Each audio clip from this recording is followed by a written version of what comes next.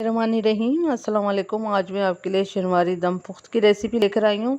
वैसे तो दम पुख्त बहुत तरह से बनते हैं, लेकिन यहाँ पर मैं ओरिजिनल जो होती है वो रेसिपी आपको बता रही हूँ। रेसिपी पसंद आए तो सब्सक्राइब करें, बराबर में दिए गई बेल को क्लिक कीजिए ताकि हर नई रेसिपी आपके पास सबसे पहले आ जाए। अब आते हैं हम रेसिपी की तरफ। तो यहाँ पर मैंने दुम्बे का गोश्त लिया है 750 ग्राम और फ़ैट लिया है 100 ग्राम। तो ये फ़ैट के साथ ही बनेगा। अब इसके अंदर डालेंगे हम 1 टीस्पून नमक। वैसे ही इसकी ओरिजिनल रेसिपी ही दुम्बे के गोश्त से ही बनती है, तो मैं दुम्बे के गोश्त से ही आपको बनाना सिखा रही हूँ। लेकिन यहाँ पर आप मटन का इस्तेमाल भी कर सकते हैं और बीफ का इस्तेमाल भी कर सकते हैं, मतलब गाय का और बकरे का गोश्त का इस्तेमाल भी कर सकते हैं। अब सबसे नमक लगाने के बाद अब हमने सबसे पहले लेयर लगानी है इसकी चर्बी की, क्योंकि हमने ना इसमें ऑयल यूज़ करना है, ना मक्खन, ना घी, ना कुछ। तो ये सिर्फ आपको चर्बी जो है इसकी वो ऑयल मक्खन का काम करेगी। तो सबसे पहले आपने लेयर लगानी है इसकी चर्बी की।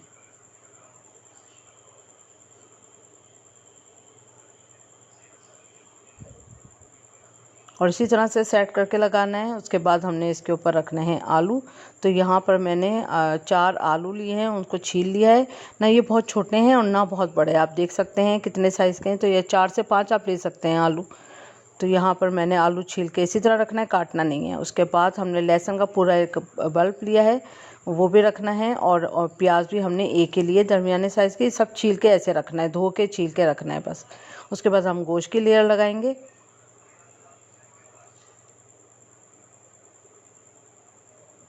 वैसे तो ये बहुत बड़े बड़े पीसीस के साथ बनता है, तो वो देखो में जब बनता है तो बहुत स्लो आंच पे 24 घंटे के लिए, 2 दिन के लिए ऐसे बनता है। तो उसी में पकता रहता है स्लो आंच पे, कोयलों में।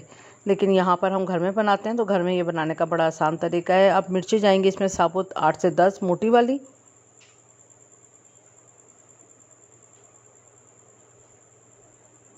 इसके बाद लेमन जूस जाएगा 1/4 कप। इसको हमने ऊपर से अच्छी तरह से छिड़क देना है सब तरफ।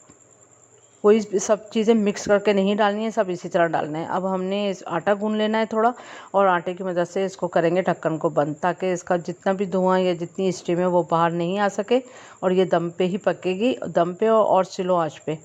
तो इसलिए इसको दम पुख्त कहा जाता है। अब करेंगे ढक्कन को बंद हम, और इसके ऊपर जो छोटा सा अगर ढक्कन पे आपके कोई होल है तो उस पर भी आपने आटा लगा लेना है। उसके बाद आपने यहाँ पर या तो तवा रख दें या फिर एक ऐसा स्टीमर है आपके पास तो वो रख दें, स्टीम देने के लिए जो करते हैं वो। लेकिन अब इसको हमने चूल्हे पे रखा स्लो आंच पे 1 घंटे के लिए। अब 1 घंटे के लिए इसको बिल्कुल नहीं खोलेंगे, दम पे इसको कुक होने देंगे, क्योंकि ये अपना पानी भी रिड्यूस करेगा और इसके अंदर चर्बी भी है जो ऑयल का काम करेगी। उसके बाद अब खोलते हैं हम इसका ढक्कन। हमने चूल्हे को कर दिया है बंद। अभी जो है वो बहुत स्टीम है अंदर।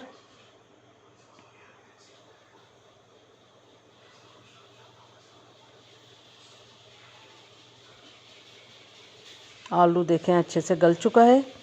अभी करेंगे इसको थोड़ा सा बंद। थोड़ा सा थोड़ी सी इसकी हीट जो है कम हुई है।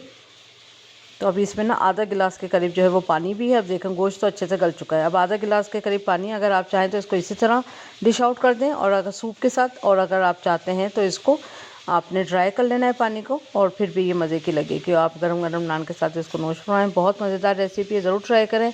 Thank you for watching. अपना ख्याल रखें, दुआओं में याद रखें। अल्लाह हाफिज़।